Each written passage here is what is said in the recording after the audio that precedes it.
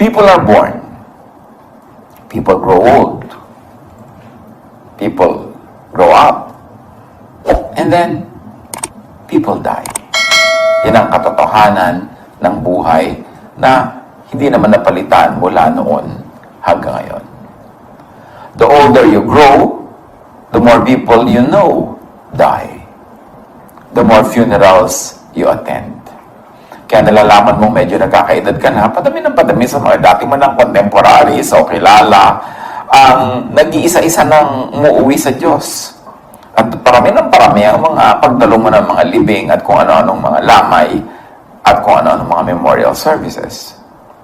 Sa buhay kasi sa una, kayo ang grade 1. Yung batch mo, paggising ng iyong isip, grade 1 ka, may mga lolo at lola, tatay at nanay, may mga uncle at auntie. Pagdating ng panahon, kayo na ang uncle at auntie, batch nyo na ang tatay at nanay, then nagiging kayo mga lolo at lola, and sooner, kayo na ang graduating class. Na kung sino yung mga matatanda ng bata ka na nagsisimulang sa makabilang buhay, pagdating ng panahon, kayo na pala ng batch nyo ang nasa departure area, waiting for your boarding call. Job 34:15, all humanity would perish together, and mankind would return to the dust. Hindi dapat ikalungkot. Dapat nang unawain, tanggapin, at bigyan ng kahulugan. Ecclesiastes 3:20, all go to the same place. All come from dust, and to dust all return. Walang exemption. Kaya ikaw ay pharaoh ng Egypt, emperor ng Rome, o datu ka ng barangay, pare-pareho lang. Ecclesiastes 3:2, there's a time to be born, and a time to die. It's a fact of life. It is not something to be sad about or to mourn about. It is something to learn from. Knowing this, being conscious of this, should make us better, not bitter. Better at time and energy planning and management. Kung tayo ay conscious na ang buhay ay may takdang simula at wakas, yung earthly life at least, dapat maging mahusay tayo sa time management kasi limited ang time natin. Mahusay tayo sa energy planning kasi limited ang ating energy. Time and energy, youth, are consumable and non-renewable. Psalm 90 verse 10, we live about 70 years, or if we are strong, 80 years. But most of them are filled with hard work and pain. Then suddenly, the years are gone and we fly away. Yun daw ang buhay kung ikaw ay blessed na mabuhay ng isang full cycle, full life, 70 years. At kung may bonus, dahil malakas ka, 80 years. More than that, super bonus na, huwag ka na lang yung masyadong, halimbawa may sakit na yung quality of life, kulang-kulang na. So, ano ang mahalaga sa buhay? It's not the years in your life, but the life in your years. Hindi nadadaan ang buhay sa haba ng mga taon, kundi sa uri ng kalidad ng buhay na ating nalasap.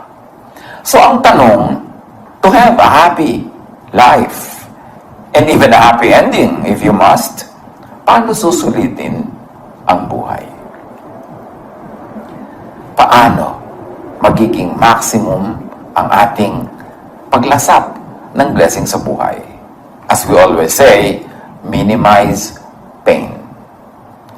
Don't spiritualize or glamorize pain. Huwag mag-volunteer to be going through pain. Huwag maghanap ng pain sa buhay. Huwag din itong ipataw sa iba kung hindi kailangan.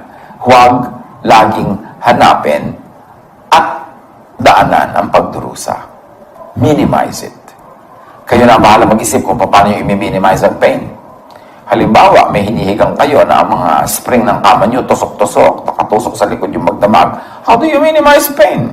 Either magpalit ka ng kutsyon, o maglagay ka ng mas makapal na sapin, o kung ano man gagawa ka ng paraan, but you minimize pain. Don't suffer needlessly. Pag naiiwasan, ang pain, iwasan. Pag nababawasan, bawasan. Ano man yon? Pain sa body, pain sa spirit, pain sa emotion, pain sa relationships. Maximize pleasure. Don't demonize pleasure tulad ng ginagawa ng maraming relihiyoso. God gave us all the nerve endings in the correct places so that those nerves will be tickled, titillated, and satisfied. God ang nagbigay ng ating body, God ang nag-design ng ating systems. Kaya, makikita natin, we were designed for pleasure. Because God likes us to enjoy the life that He gifts us with. And then, of course, do the most good. Yan ang gagawin natin sa buhay. Minimize pain, maximize pleasure, do the most good. Balikan natin yung minimize pain. Para sulit ang buhay. Ecclesiastes 2:22-23. What do people get from all the toil and anxious striving with which they labor under the sun? All their days, their work is grief and pain. Even at night, their minds do not rest. This too is meaningless. May mga tao, hindi lang sila aware, hindi sila conscious, but they maximize pain, not minimize. Matutulog na lang sila, makikipag-away pa kung kanino through the phone or the internet, di may baon-baon silang pain sa paghiga.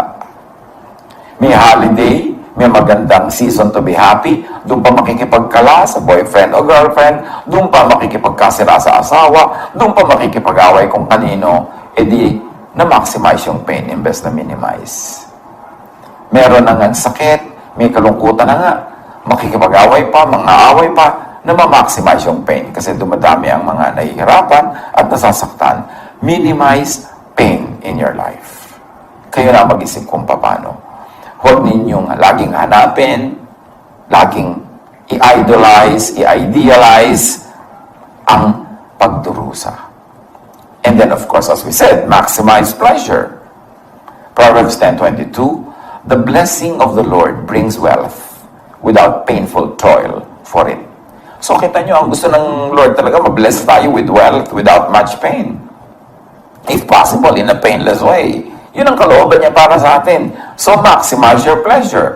Pag may ibinibigay sa yung pleasure ang Diyos, huwag kang mag-guilty. Enjoyin mo. Learn how to share, but then enjoy your part of it. Psalm 16:11, you make known to me the path of life. You will fill me with joy in your presence. Ganun ang Diyos. Mabait. With eternal pleasures at your right hand. Dagdag pa ng Psalm. Ecclesiastes 2:10, I denied myself nothing my eyes desired. Sabi ni Solomon, I refused my heart no pleasure. My heart took delight in all my labor, and this was the reward for all my toil. So, basta pinaghirapan mo, deserve mo, hindi mo ninakaw, hindi mo inagaw, enjoy whatever life gives you. Yet many religious people demonize Solomon and even his wisdom.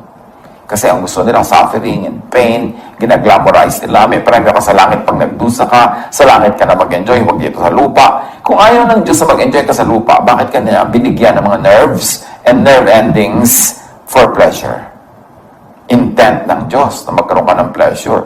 Obvious na obvious yan sa design of the human body. And don't forget ang sinabi natin, how do you maximize life? Do the most good. All the good that you do is a thank you note to God. And also, it is another investment for other things that are coming our way because we plant good, therefore, we will harvest good.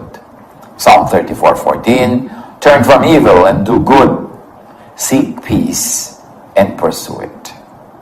And Galatians 6:9, let us not become weary in doing good, for at the proper time, we will reap a harvest if we do not give up. Gumawa ng mabuti para umani ng mabuti. At huwag mag-guilty na pag gumagawa ka ng mabuti, meron ka ring iniisip na aani ka. Kaya kung nagtatanim para umani, hindi ka dapat mag-guilty for that. Natural lang yun. So, huwag magsawa sa paggawa ng mabuti dahil ang lahat ng ginagawa nating mabuti, babalik din sa atin. At kung hindi man bumalik, nakagawa tayo ng mabuti dahil na-advance na yung buti na ibinigay ng Diyos. Doon tayo kumuha ng lakas para gumawa ng mabuti. So, pasulitin ang buhay. Fill life with happy periods. Childhood, youth, early adulthood, senior years, retirement, and all that.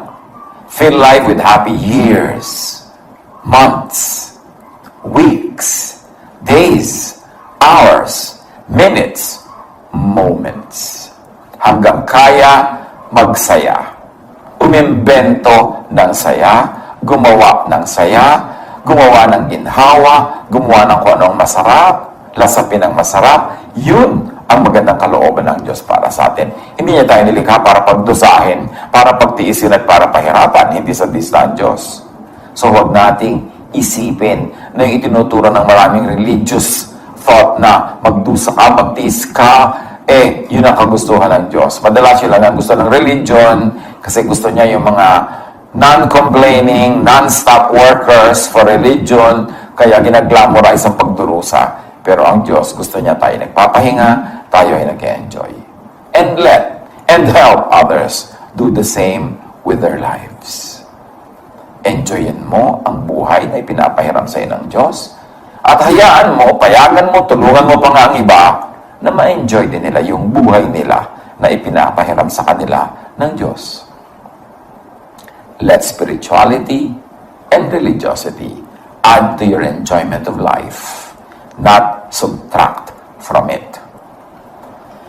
Huwag nating hayaan ang ating pagiging relihiyoso ang magtanggal ng ligaya, ng sarap ng buhay. Dapat nga yung ating religious belief, yung ating spirituality, ang lalong maghanda sa ating puso at isip para tumanggap ng mga pagpapala ng Diyos, para ito'y makita, ma-appreciate, at ma-share pa sa iba. John 10:10, anong sabi ni Jesus? The thief comes only to steal and kill and destroy.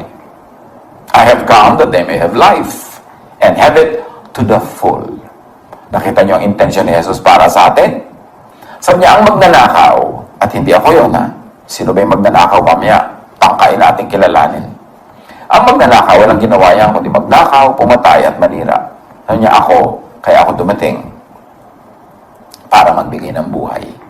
Buhay na punong-puno, makulay, masaya, puno ng musika, puno ng pag-ibig. Yung John 10:10 na yan, sino yung the thief? Let's read it. At least for our purposes now. The thief is Pharisaic religiosity. Misguided spirituality kasi yan ang nagnanakaw sa tao ng pleasure, ng ligaya, at nag-glamorize ng pain and suffering. So the thief could be Pharisaic religiosity, yung type of brand of religiosity ng mga Pharisees, misguided spirituality, always demonizing pleasure and glorifying pain. So the thief comes only to steal and kill and destroy. I have come that they may have life and have it to the full. At meron tayong strong basis for thinking na yung thief referred to by Jesus are the Pharisees. Religiosity, legalism, kasi yun ang lagi niyang tinuligsa nung siya ay nandito sa lupa at nagtuturo. How to have a happy life? Have a happy mind. Have a happy heart. Because everything comes from the mind and the heart. Ang ating pananaw, ang ating punto de vista, ang pagtingin natin sa mga bagay, pagpapakahulugan natin sa lahat-lahat ng bagay, nagmumula sa ating puso. Make your heart and mind the kingdom of God, the kingdom of heaven. Yung iba naman kasi, lagi ang itinuturo at ipinipilit nila ang kingdom of God, ang kingdom of heaven, na nandun sa pagkalayo-layong kung saan na kailangan puntahan mo yun. Ang daan, mamatay ka muna. Ang daan, magdusa ka. Ang daan, patungo sa kalangitan, sa kaharian ng Diyos, ay puno-puno ng tinik, ng dawag, ng pagdurusa, ng hinagpis. Kaya tinanong si Jesus sa mga Pharisees tungkol dyan sa kingdom of God. Luke 17:20-21. Once, being asked by the Pharisees when the kingdom of God would come, ibig sabihin, kailan darating ang kaharian ng Diyos? So sa kanila, ang kaharian ng Diyos ay isang bagay na darating at a specific time, isang uri ito ng system o lugar na kailangan na ipuntahan o kailangan na ipababa ng Diyos para mapuntahan ng mga tao. So sabi nila, once, on being asked by the Pharisees when the kingdom of God would come, Jesus replied, the coming of the kingdom of God is not something that can be observed. Nor will people say, here it is, or there it is, because the kingdom of God is in your midst, is within you, is in you. Sabi ng mga religious leaders kay Jesus, kailan ba darating ang kaharian ng Diyos? Sabi ni Jesus, aba kayo naman. Hindi naman na-observe ang pagdating ng kaharian ng Diyos kasi hindi naman ito something. Hindi ito isang object. Hindi ito isang lugar. Hindi ito isang structure. So, hindi mo ma-observe kung dumadating yan o hindi kasi invisible yan to the eyes, to the naked eyes. Sabi niya, hindi mo pwedeng sabihin, nandoon ang kaharian ng Diyos o nandito ang kaharian ng Diyos. Sa amin kayo pumunta dahil kami ang kaharian ng Diyos. Sabi niya, ang kaharian ng Diyos ay nasa inyo. Nasa kalooban nyo, nasa puso ninyo. So kung tutusin sa ating simple illustration, the kingdom of God is in you, it is in your brain, it is in your mind, it is in your heart, it is in your feelings, it is in your thoughts. Pag ang Diyos na ipinakilala ni Jesus, hindi yung mga ipinapakilala ng Pharisees, kaya nga ipinadala si Jesus para ituwid yung maling pagpapakilala ng mga Pharisees tungkol sa Diyos. Pag ang Diyos, ang kalooban ng Diyos, ang kapangyarihan ng Diyos, ang pag-ibig ng Diyos, nadala ni Jesus, ay naghari sa ating isip, pag-iisip, paraan ng pag-iisip. At naghari sa ating puso to the point that we are affected emotionally, that our feelings and emotions are godly. Yun ang pagdating ng kaharian ng Diyos. Na ang kaharian ay hindi isang lugar, hindi isang structure, hindi isang religion, kundi a state of mind, a state of heart, where the will of God happens, blossoms, and bear fruits. So know, develop, enrich the kingdom of heaven in you. The kingdom of heaven in your heart and mind. The kingdom of God in your thought and feelings. So kung ang Diyos ang nag-ahari sa iyong isip at damdamin, you have the kingdom of God na tinutukoy ni Jesus. At sa sinabi niyang, gather for yourselves treasures in heaven, anong kahulugan nun? Again, ang pakahulugan ng maraming mga religious teachings, magtusa ka, treasure yan in heaven, doon ka mag-withdraw. Lahat ng pera mo, ihulog mo sa basket, at yan ay heaven ang pinaglalagyan mo ng pera mo, then babawi ka pagdating mo sa langit. Magtiis ka, maghirap, mag-sacrifice, magpakamartir para ka makapag-deposit ng kayamanan sa langit. Yun ang pakahulugan ng napakaraming religious teachings. Pero anong kahulugan ni Jesus dyan? Sabi niya sa Matthew 6:19-21, do not store up for yourselves treasures on earth, where moths and vermin destroy, and where thieves break in and steal. But store up for yourselves treasures in heaven, where moths and vermin do not destroy, and where thieves do not break in and steal. For where your treasure is, there your heart will be also. Ang pakahulugan ng traditional religion, dun sa treasures on earth, huwag ka daw magpayaman dito sa lupa, ibig sabihin, huwag ka mag-enjoy ng mga material things, huwag ka mag-enjoy ng mga material conveniences and comforts and pleasures, kundi ang lahat ng resources mo, lahat ng lakas mo, i-invest mo into heaven, meaning into religion. Ilagay mo daw lahat ng iyong time, treasure, and talent sa religion. Ilagay mo sa loob ng kung ano mang religion yan. At yun ang kinoconsider nilang gathering up treasures in heaven. Pero, ano ba talaga yan? Sabi ni Jesus, do not store up for yourselves treasures on earth. Meaning, in the physical and material world, or in the world outside of you, where moths and vermin destroy, and where thieves break in and steal. So this can mean also material things. Na huwag mong ilagay lahat ng resources mo into material things, mga alahas, mga bahay, mga ganyan. Kasi pwede yung manakaw sa iyo, pwede yung mawala. Kasi nasa labas yan ang katawan mo, pwede yung maagaw ng iba. But store up for yourselves treasures in heaven. And if heaven is your mind or your heart, it means store up treasures for yourselves in your heart and mind, in your feelings and thought, in your spirit, inside you, where moths and vermin do not destroy, and where thieves do not break in and steal. For where your treasure is, there your heart will be also. In so many words, gather for yourselves treasures in heaven, meaning in your mind, in your thought, in your heart and feelings.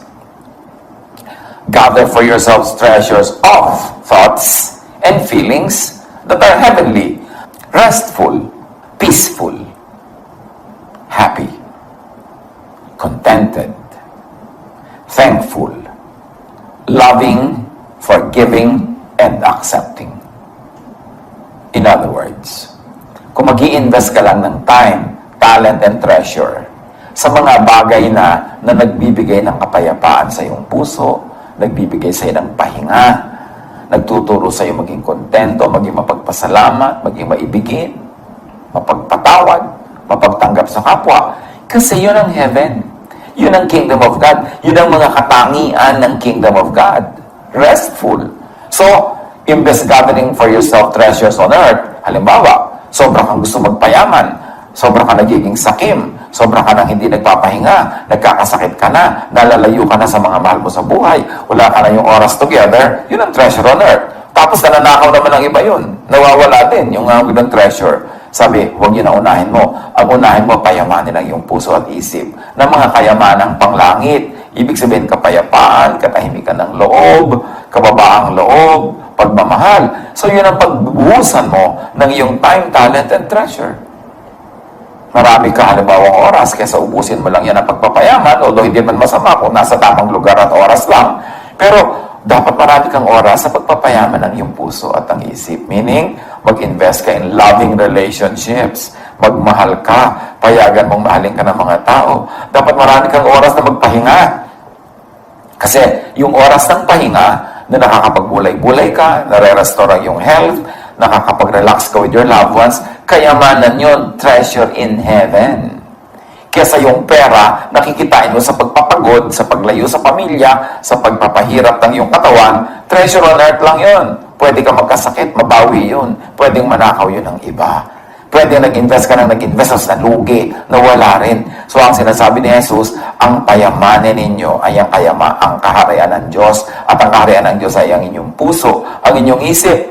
Ang pagpapayaman dyan ay ang pagpuno sa inyong buhay ng mga bagay na nakakapagpasaya, nakakapagpatahimik, nakakapagpakalma, nakakabigay ng kapahingahan, at maraming pag-ibig. Gather for yourselves treasures in your heart, in your mind. Not treasures outside of your body. You may wear it on your body, but still outside your body, it can still be stolen. In other words, be rich in thoughts and feelings that are restful, not stressful. So kung yayaman ka nga, magkakapera ka nga, pero stressful, huwag na, piliin mo na lang yung restful. Kasi mayaman at mahirap, namamatay din. Hindi naman laging mas mahaba ang buhay ng mayaman. Pero kung namatay ka na agad, tapos yung buhay mo puro stress, kulang sa rest, di ba lugi ka? Matthew 11:28-30, signature mission ni Jesus and ministry. Come to me, all of you who are weary and burdened, and I will give you rest. Take my yoke upon you and learn from me, for I am gentle and humble in heart, and you will find rest for your souls. For my yoke is easy, and my burden is light. This is Jesusness. This is salvation. Salvation from the world. Salvation from stress, from anger, salvation from strife, salvation from war and warfare with many people, from competition, salvation from a very, very hard and stressful life. See how Jesus emphasizes rest. At magiging restful ka lang kung hindi ka greedy. Kung hindi ka magpapadaya sa mundo na gusto mong puro kayamanan na pang material lamang, to the point na nagdurusa ka na, ang iyong katawan, ang iyong kalusugan, ang iyong emosyon, is it worth it? Marami ko minsan nagtatanong sa akin, Tito, ang ganda po ng trabaho ko, ang laki ng sweldo, pero maloloka na po ako sa stress, o kaya masisiraan na po ako ng ulo sa intriga, sa dami ng gulo, ano pong gagawin ko? Anong gagawin mo? Di umalis ka sa trabaho na yan, aanin mo yan, dami-daming pera, stress ka naman. Ang mahalaga, kumikita ka lang enough para mabuhay ka ng tahimik, ng may konti man lang kahit konting kasaganan, ginawa. Pero yung ang dami-dami mong perang nadadagdag sa kita mo, pero ang bayad naman, yung nasisira ang iyong puso, nasisira ang iyong kalusugan, nasisira ang relationship mo sa mga workmates, sa competition, and even with family, it's not worth it.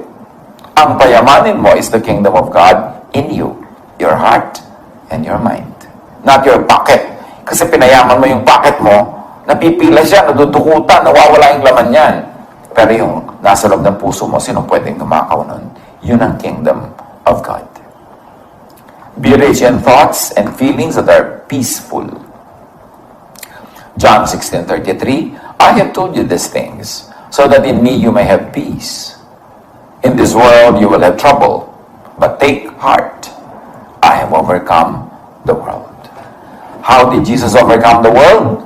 The law condemns, but the love of Jesus overcomes the law. Jesusness saves and gives peace. Jesusness does not save only from hell. Jesusness also saves from a religion that makes your life like hell. Jesusness saves from Phariseeism, from legalism, from condemnation and judgment. And only in Jesusness can you find real rest and peace. John 14:27, I leave you peace. It is my own peace I give you. I give you peace in a different way than the world does. So don't be troubled. Don't be afraid. Paano mo susulitin ang buhay? Be rich in thoughts and feelings that are happy. May choice ka kung isipin mo malungkot o masaya. Palulungkotin mo o pasasahin mo ang iyong buhay. Palulungkotin mo o pasasahin mo ang iyong kapwa. Nasa style mo yan. John 15:11, I have told you this so that my joy may be in you and that your joy will be complete. Yan ang kalooban ng Diyos through Jesus. Maging joyful, maging happy tayo. And yet many people invite loneliness and sadness. They burn bridges instead of build walls. They destroy relationships instead of build them up. Nag-everything or nothing sila sa buhay, and usually they end up with nothing. Hindi sila marunong makontento with something, with a little something. Gusto nila everything. So ang nangyayari, natatalo sila sa kanilang mga sugal na pinapasok sa buhay, hindi nagiging everything, nagiging nothing.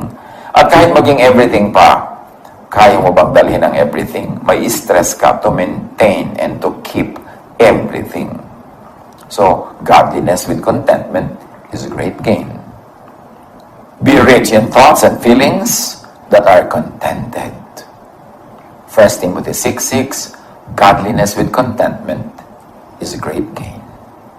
Even in the game of love, even in romantic love, maraming pain because people are never contented. May pagmamahal na sila ng asawa nila. Gusto nila agawin pa yung pagmamahal ng asawa nila para doon sa magulang, para doon sa kapatid, para doon sa anak, para doon sa sports o hobby. Gusto nila sa kanila lang umikot ang mundo ng minamahal nila. Solohin nila, maging kanila ang lahat. Hindi sila makontento sa a slice of their loved one. Gusto nila yung buong loved one. How can that happen? Are you big enough to feel the whole heart of your loved one? Hindi ka ba magiging humble enough to accept na hindi mo siya kayang punuin? Kailangan din niya ng ibang tao. Na kahit mahal mo siya, asawa mo siya, kailangan din niya yung kanyang magulang, yung kanyang kapatid, yung kanyang mga kaibigan. Kailangan din niya yung mga iba pang bagay, mga libangan niya, mga interest niya sa buhay. Hindi sa iyo na lang iikot ang buong mundo niya. It's impossible. It is not sustainable. Kaya marami naghihiwalay na magmamahalan kasi gusto mo suluhin mo siya. Ayaw mo siyang i-share. Meron lang tayo kanya-kanyang share, kanya-kanyang slices sa puso ng mga minamahal natin. Kasi malaki ang puso ng tao, maraming kailangan para ito mapuno. Hindi ito kayang punuin ng isa lamang. It's an illusion to think na you can fill the heart of your loved one or your loved one alone can fill you. Kasi pag ginawa mong your loved one alone will fill you, mapapagod siya, ka-fill sa'yo. Kasi lagi kang kulang, lagi kang i-demand, lagi kang naghahanap. Learn to be contented even in the game of love para tahimik ang buhay. Be rich in thoughts and feelings that are thankful, grateful. Luke 17:16, he threw himself at Jesus' feet and thanked him. And he was a Samaritan. Yun yung pinagaling ni Jesus. Yung mga Jew, hindi nga nagpasalamat. Parang feeling nila, well, dapat lang kami ang pagalingin kasi Jewish kami. Meron silang sense of entitlement.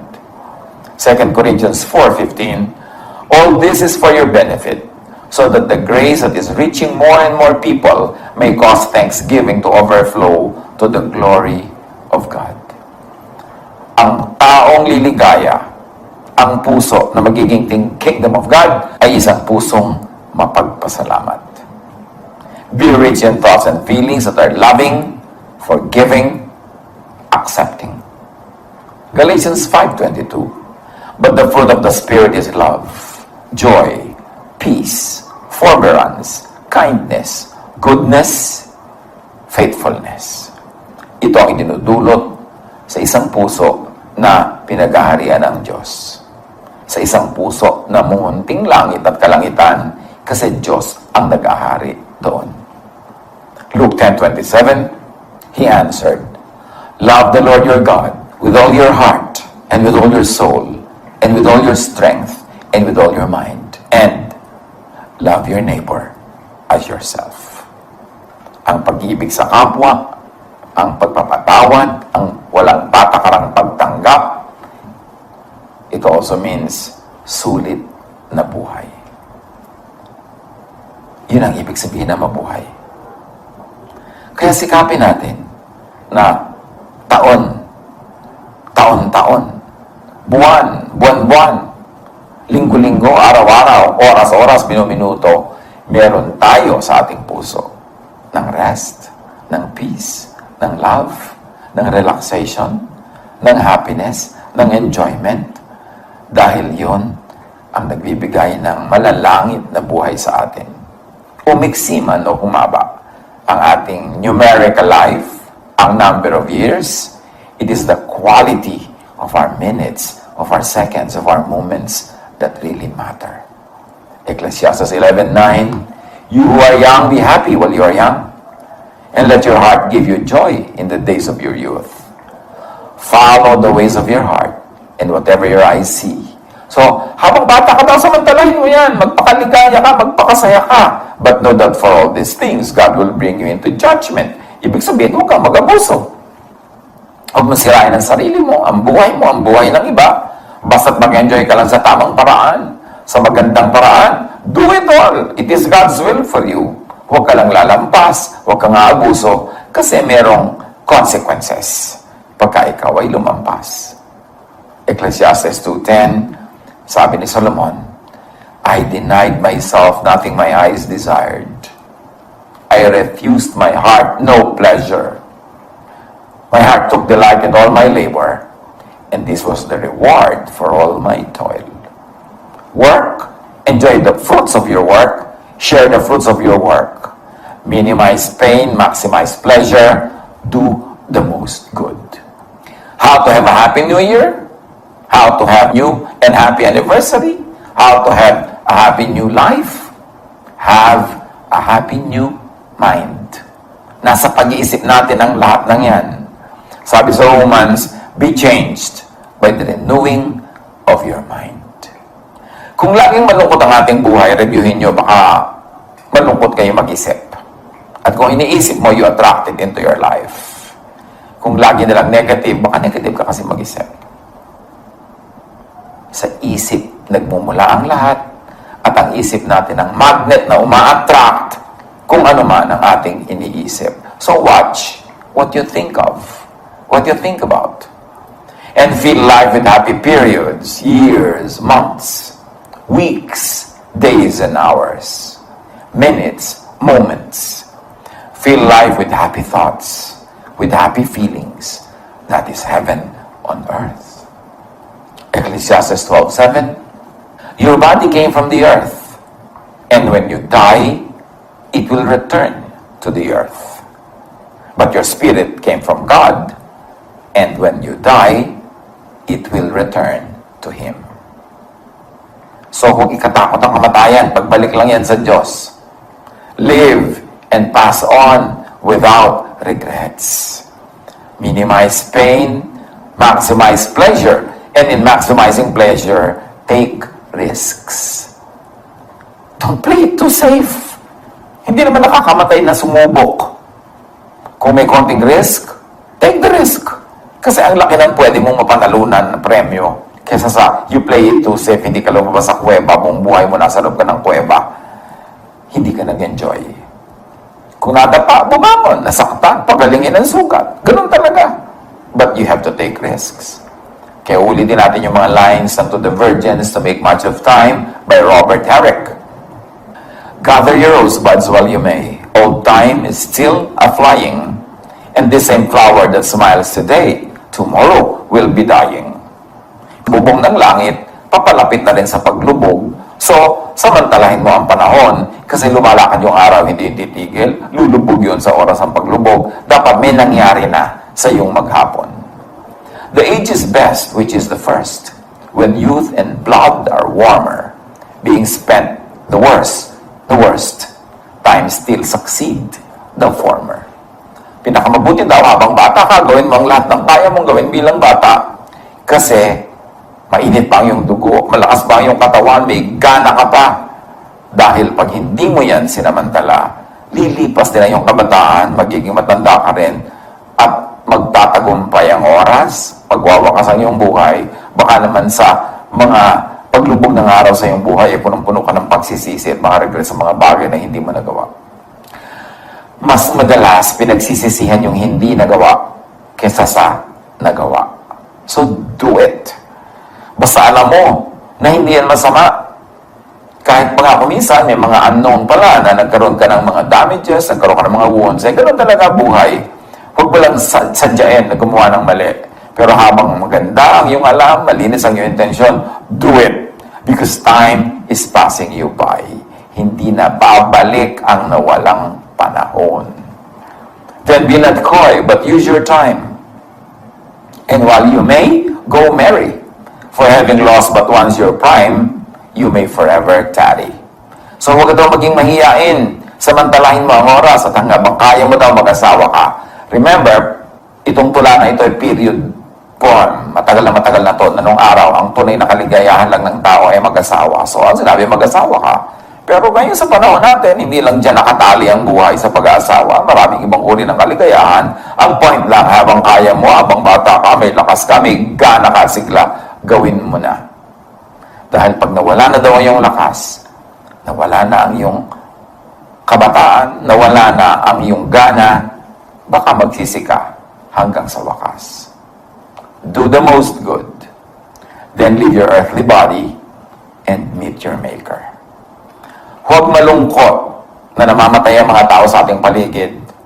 Pinanganak sila, mamamatay sila.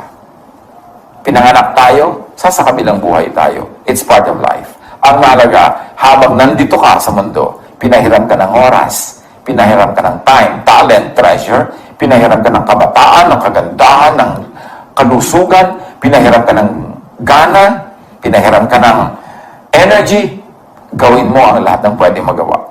At kung ito'y binabawi na, at pupunta ka na doon sa Diyos, then meet your Maker and move on to the next phase of your